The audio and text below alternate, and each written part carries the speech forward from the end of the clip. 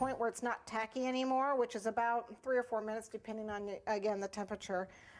This is also firmed up and you can't dip. If it's too firm, it's not going to coat the balloon nice. It'll just congeal on it, because this gets really cold as it starts to firm up. It gets really cold, so this has to be warm so it will flow over it. Okay, so we'll hold on to it. And again, I gave it 5 seconds in the microwave. It's not too hot. Let me get that out of the way. There we go. So we're going to dip it, and because it's cold, it's going to gum up faster.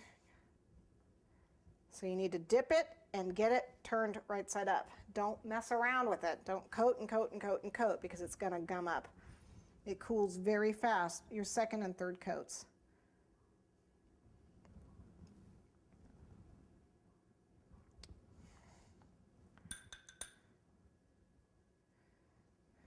All right, I need to give this a second coat and then let them cool again for 3 or 4 minutes so that they become not tacky anymore, and then give them a third coat and then let them dry overnight. Now you can dry them with a fan. You can have a fan on low, and they'll literally be done in about 3 or 4 hours.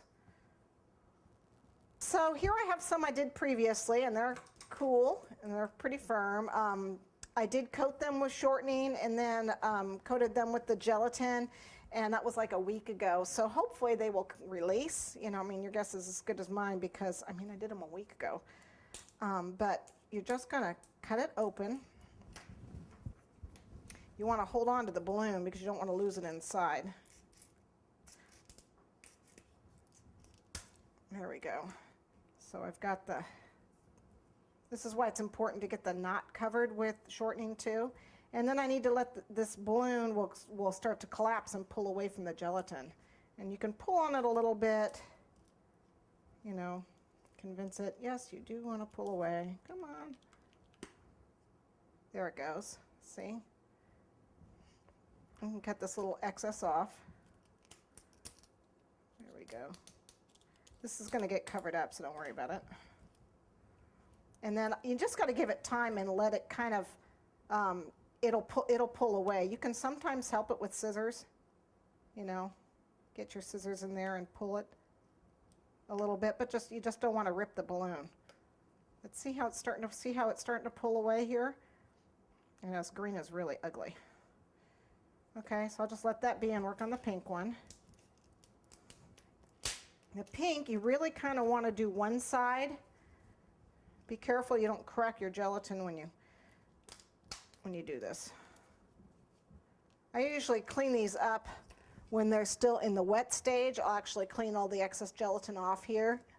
I just didn't with these because I was in a hurry. Okay, so you want to see, let's see, one side, you want to cut one side and leave the other side on there. So let's get in there with our scissors. There we go. And it's kind of hard in this case because I didn't clean it up.